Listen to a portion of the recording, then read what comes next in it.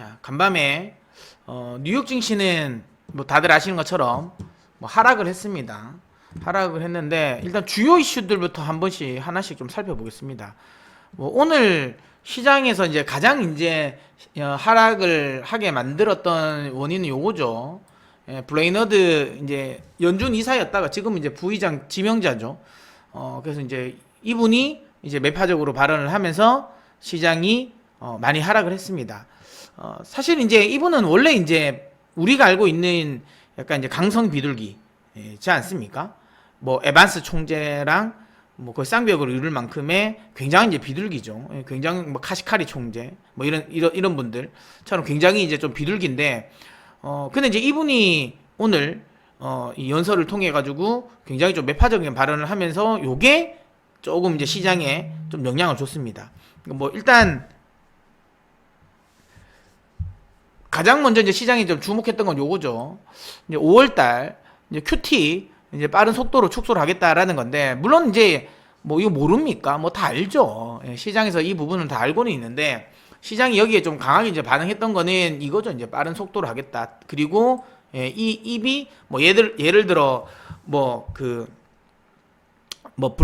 블라드 총재라든지 그 다음에 뭐 에스더 조지 조지 총재라든지 뭐 이런 분들의 하커 총재라든지 이런 분들의 입에서 나왔으면 뭐 별게 없었을 건데 그래도 시장 입장에서는 야 이거 그래도 비둘기인데, 비둘기 중에도 큰 비둘기지 않습니까? 야 큰 비둘기가 또 이런 말을 하네. 그 다음에 또 위치적인 물론 아직까지는 지명자예요. 뭐 근데 되겠죠.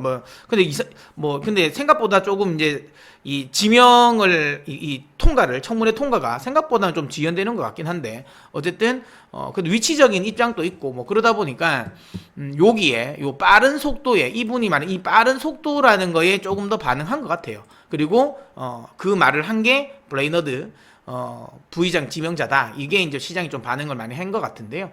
특히 조금 이제 세부적인 걸 보면 2017년에서 19년보다 속도 좀 더 빠르게 하겠다라는 거죠. 시장에서 지금 예상하는 거 한 100억 달러씩 이제 계속 이제 자산을 줄일 거다라는 건데, 이거보다 많이 한다라는 거죠. 이거보다 많이 할 수 있다라는 거죠. 한 500억 달러? 예. 아이고, 죄송합니다. 잠시만요. 예. 500억 달러를 축소시킬 수 있다 라는 거죠. 근데 중요한 건 이까지는 뭐 시장이 이미 어느 정도 예상을 했었던 포인트예요. 했었던 포인트인데 중요한 건 그러면 이게 왜 이렇게 반응을 많이 했냐 이거죠. 이거 이제 내일 FOMC 의사록이 있죠. FOMC 의사록이 있는데 안 그래도 가뜩이나 최근에 많이 올랐잖아요. 시장이 안 그래도 가뜩이나 좀 많이 올랐지 않습니까? 가뜩이나 많이 오른 상황에서 이벤트를 앞두고 있잖아요. 이벤트를 앞두고 있다 보니까 그러니까 시장이 여기 좀 더 반응한 거죠. 물론 뭐 장기적인 포지션을 가지고 가는 사람들이야 크게 신경 쓰이지 않겠지만 지금 요 바닥 대비해가지고 꽤 많이 올랐잖아요. 여기에서 뭐 단기적인 트레이딩을 하는 뭐 입장에서는 오늘 이 발언을 어찌 보면 빌미 삼아서 차익 실현 빌미가 된 거죠. 그래서 좀 차익 실현 매물이 좀 많이 나온 거다라고 저는 생각됩니다. 그래서 아무래도 이제 FOMC 의사록에서 3월이잖아요. 이거 3월 의사록에서 분명히 QT와 관련된 조금 더 구체적인 사항이 나왔을 거라는 거죠. 그러니까 저기가 만약에 QT 규모를 뭐 예를 들어 좀 조금 더 명확하게 했다. 근데 이게 한 500억 불이다. 500억 불이다. 요렇게 나오면 시장 분명히 조정을 줄 거예요. 크게. 어쨌든 그러니까 매월 100억 불 정도는 매월 100억 불 정도는 시장에서 인지를 하고 있어. 이거는 뭐 아무것도 아니에요. 만약에 내일 FOMC 의사록에서 혹시라도 이게 언급이 될지는 모르겠어요. 언급이 될지는 모르겠지만 만약에 자산 축소 규모가 만약에 300억 불 미만이면 이거보다 작으면 시장은 환호를 할 거예요. 다시 급등입니다. 다시 급등이고, 만약에 이거보다 많으면 300억 불보다 많으면 조정을 줄 거예요. 조정을 줄 겁니다. 그러니까 지금 시장의 베이스는 딱 300억 불에 요즘이 조금 더 많이 올라오긴 했는데 한 500억 불까지도 시장은 좀 인정을 하겠다라는 쪽이긴 하지만 어쨌든 시장이 그래도 편안하게 느끼는 이 QT 규모는 300억 불 정도 될 거거든요. 근데 오늘 블레이너드 연준 이사, 그 부의장 지명자 같은 경우가 조금 더 빠르게 한다, 더 강하게 할 거다라고 했기 때문에 그러면 이거 500억 불인가? 라는 생각을 하는 거죠. 만약에 500억 불보다 많으면, 이거보다 많으면 시장은 좀 많이 조정을 줄 가능성은 있어요. 그러니까 그러다 보니까 어쨌든 좀 변동성을 앞두고 있는 뭐 날이고, 굳이 그런 상황에서 굳이 시장을 좀 공격적으로 뭐 들어갈 필요가 없다고 생각하는 단기 트레이더들은 있을 거 아니겠습니까? 그 물량이 오늘 좀 나왔다라고 좀 보고요. 근데 뭐 저는 여러분들에게 계속 강조를 드렸습니다. 저는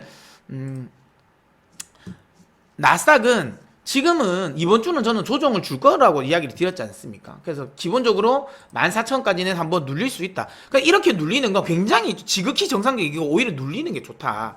왜냐하면 여기서 14,500을 그냥 한 방에 돌파를 해버리면 16,000까지 생각보다 빨리 갈 거거든요. 그럼 이건 사실상 굉장히 큰, 다시는 또 과열이에요, 과열이고, 그 다음에 많은 개인 투자자들이 못 타. 올라탈 수가 없어. 올라타기 못하는 상황에서 차가 발차해버리는 거니까, 사실 우리 입장에서는 그렇게 좋은 건 아니에요.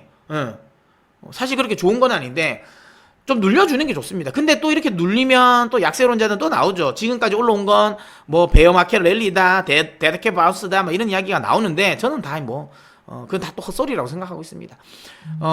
물론 뭐, 데일리 총재 같은 경우가 오늘 물론 데일리 총재는 뭐 비둘기파적인 사람이니까, 데일리 총재 같은 경우는 경기 침체 안 온다.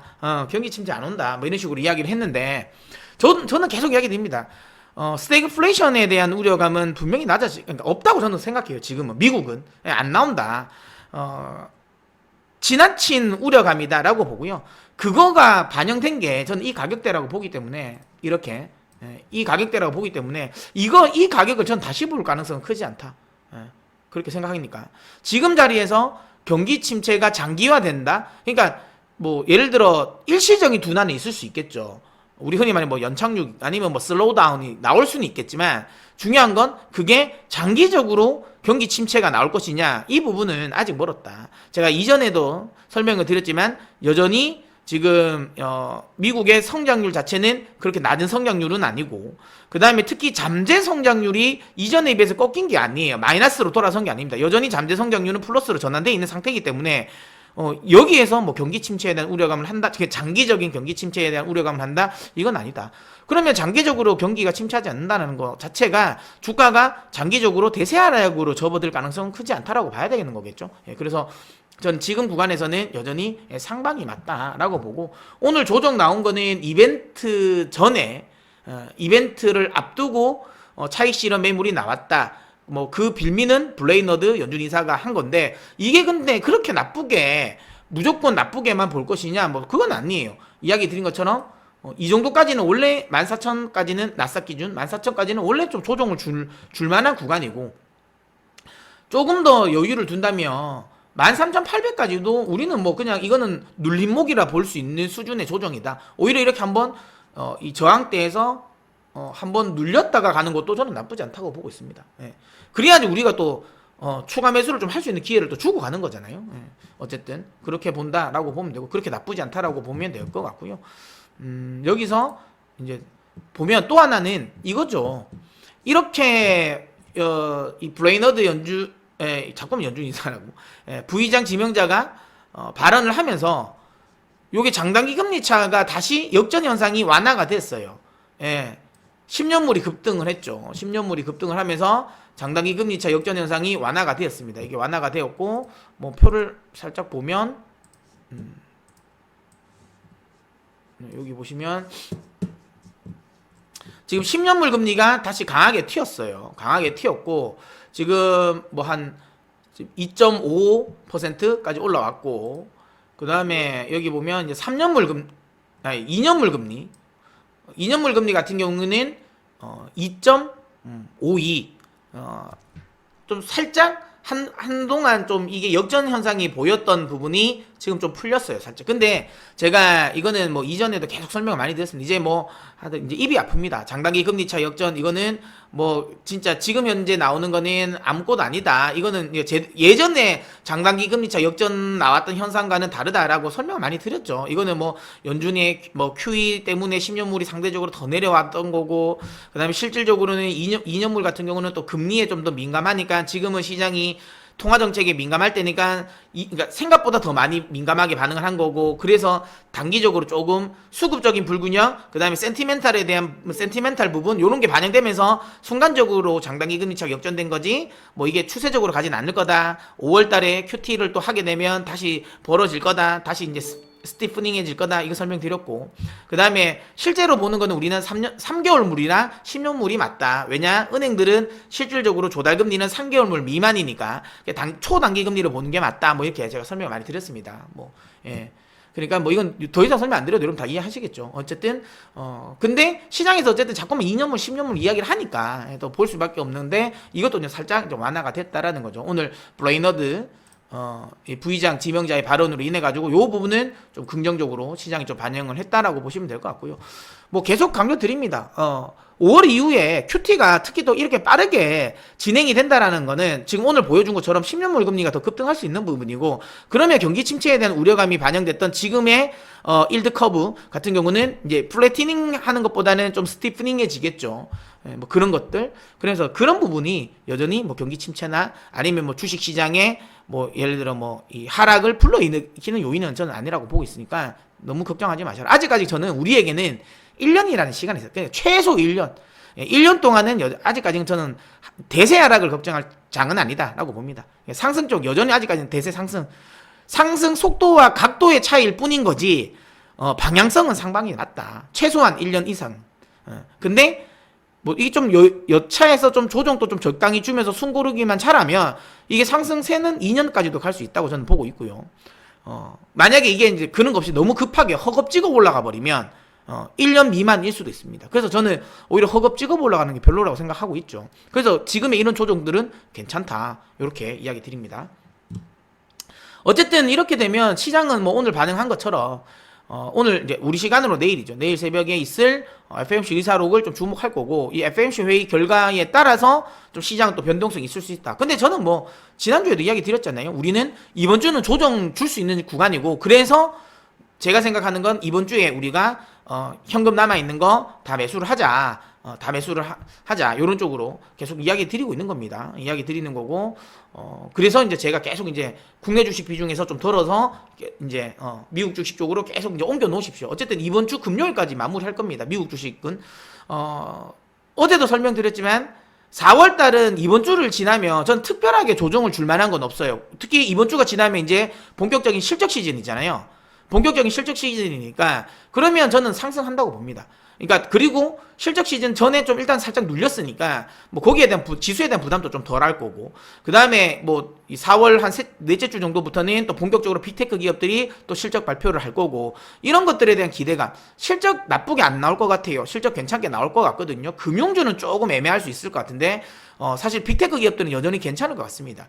워낙 시장이 지금 좀 컨센 자체가 좀 낮아져 있는 상태이기 때문에 뭐 이 부분도 저는 좀 긍정적이라고 보고 있습니다. 그래서 이 부분만 또 해소가 되면 또 4월 달은 올라갈 수 있다. 다만 중요한 건 5월 FOMC에는 큰 의미가 없고요. 저는 뭐 QT 한다 이거 이미 다 알고 있는 거라서 6월 FOMC가 훨씬 더 중요하다 그랬죠. 그러니까 6월 FOMC 회의에 대한 우려감이 반영이 될 수 있는 한 5월 둘째 주부터 6월 달 요 구간은 좀 조심해야 돼요. 그래서 4월 달에 조금 집중해서 좀 수익 좀 내놓고, 그다음에 한 5월 한 둘째 주 정도에는 또 비중 좀 줄이고, 그리고 다시 좀 시장 조정 주면 그때 또 저가 매수 해가지고 6월 FOMC가 끝나면 그때부터는 다시 한번 좀 이 썸머 랠리 나오면서 저는 3분기가 원래 시장의 고점이라 좀 보지 않습니까?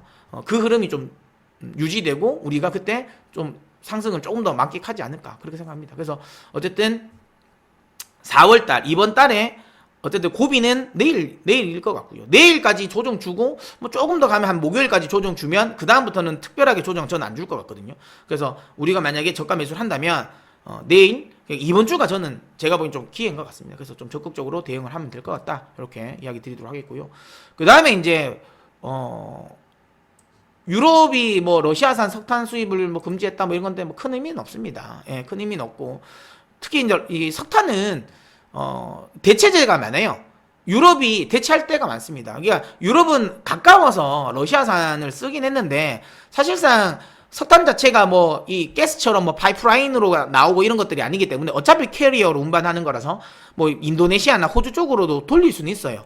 그래서 이거는 뭐 크게 문제가 되지는 않습니다. 다만 뭐 러시아 제재가 강화됐다라는 거, 그러면 또 러시아가 또 뭐 루브라 사용 안 하면 너희 안 주겠다, 에너지 뭐 또 뭐 끊겠다, 막 이런 식으로 이야기 나올까봐 걱정하는 거지만 실질적으로 그렇진 않아요. 예.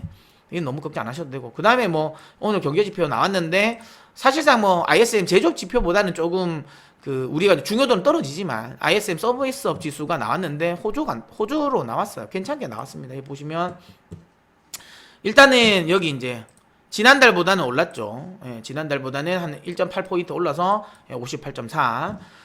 이제 지난주에 발표됐던 이 제조업 지표가 조금 안 좋았죠. 예, 여기 보면 지난달 이것 때문에 또 뭐 경기 침체에 대한 우려감 또 막 나오겠지만 여전히 확장세입니다. 확장세고 뭐 물론 이런 건 있죠. 장단기 금리 차가 역전되고 그 다음에 이 ISM 제조업 지표가 꺾일 때 그리고 나서 1년 지나면 경기가 침체되더라. 주가가 실제대로 꺾이더라는 거잖아요. 그러니까 이런 것들 다 감안해도 우리에게 남아있는 시간 아직 1년이나 시간이 있어요. 그러니까 지금은 하방 리스크보다는 여전히 상방 리스크가 훨씬 더 큽니다. 그래서 하방에 베팅하는 것보다는 상방에 베팅하는 게 훨씬 더 저는 유리하다고 여전히 보고 있어요.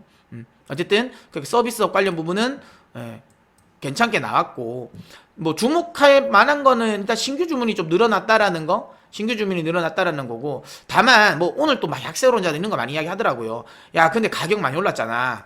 근데 이거 보면 진짜 수치 어마어마하죠. 가격이 이게 50이 기준점인데 평균적으로 60만 넘어도 굉장히 높은 거거든요. 근데 와 이게 83이 어마어마하죠.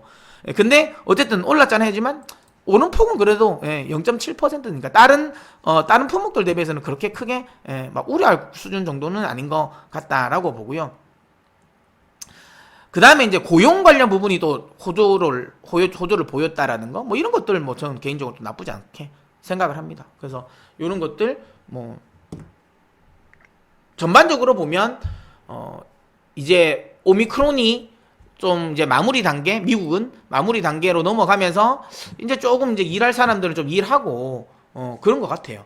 그러면서 좀 우려감이 조금씩 낮아지고 있는, 그러니까 이 고용 시장의 고용 병목 현상에 따른 인플레이션에 대한 우려감은 조금씩 낮아지고 있는 게 아닌가, 저는 그런 생각합니다. 예. 그래서 뭐 전반적으로 어쨌든 뭐 종합을 해보면 FOMC 의사로 공개를 앞두고 시장이 좀 미리 반영한 조정이다라고 생각할 수 있고요. 또 중요한 건 어쨌든 단기적인 급등에 따른 조정이 나올 만한 구간이었다라는 거. 정상적인 눌림목 정도로 보는 거지.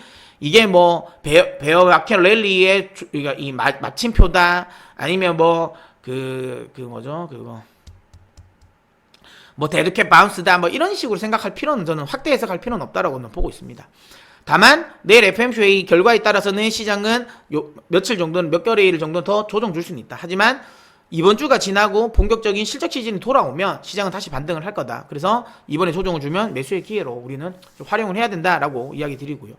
뉴욕 증시는 그렇다고 하더라도 국내 지시는 뭐 좀 힘이 없죠. 이거 어쩔 수 없습니다. 왜냐하면 제가 뭐 늘 이야기 드린 것처럼 수급적인 요인이 좋아질 수는 없어요. 달러가 오늘 또 계속 강세가 나오는 상황이니까, 달러와 강세인 상황에서 뭐 이머징 시장 쪽에 포함되어 있는 우리가 외국인들의 또 이 러브콜을 또 받기는 좀 어려운 상황이고, 그 다음에 지정학적 리스크로 인해서 또 위험자산 회피 현상도 또 여전하기 때문에 이머징은 자금으로 들어오긴 좀 어렵고, 이머징 대비 또 상대적으로 또 최근에 유럽이 워낙 많이 빠졌으니까 이머징이랑 유럽을 딱 대면 유럽이 훨씬 더 매력적이거든요. 그러니까 유럽 쪽으로 좀 일단 또 자금도 더 많이 빨려가는 현상. 특히 우리가 지수가 좀 가려면 삼성전자를 비롯한 또 반도체가 가야 되는데 최근에 반도체 업황에 대한 또 부정적인 영향은 있죠. 저는 근데 이거는 부정적으로 보진 않아요. 업황은 좋게 봅니다. 하반기 돌아오면 풀릴 거라 보기 때문에 뭐 상반기에 좀 고생을 할 것 같고요. 하반기부터는 좀 좋게 돌아서고, 또 내년에 대한 기대감도 있기 때문에 뭐 PC 수요의 둔화 이것보다 이것도 있겠지만 여전히 서버 쪽에 대한 뭐 이 수요, 서버 견조한 서버 수요, 그리고 모바일 관련 부분도 저는 내년, 그러니까 하반기로 되면서 점점 흐름은 좋아질 거라 저는 보고 있어요. 그래서 뭐 반도체 업황에 대한 부분도 하반기로 넘어가면 괜찮아질 거기 때문에 우리 시장 또 올라온다. 다만 뉴욕 증시 대비해서는 상대적으로 안 될 수밖에 없어요. 이건 뭐 제가 저수지 이론을 통해서도 설명드렸지만 지금은 국내 주식보다는 미국 주식 훨씬 더 빠르게 올라가니까 계속 자금은 해외 주식 쪽으로 조금 더 비중은 계속 높이는 전략을 써야 됩니다. 아시겠죠?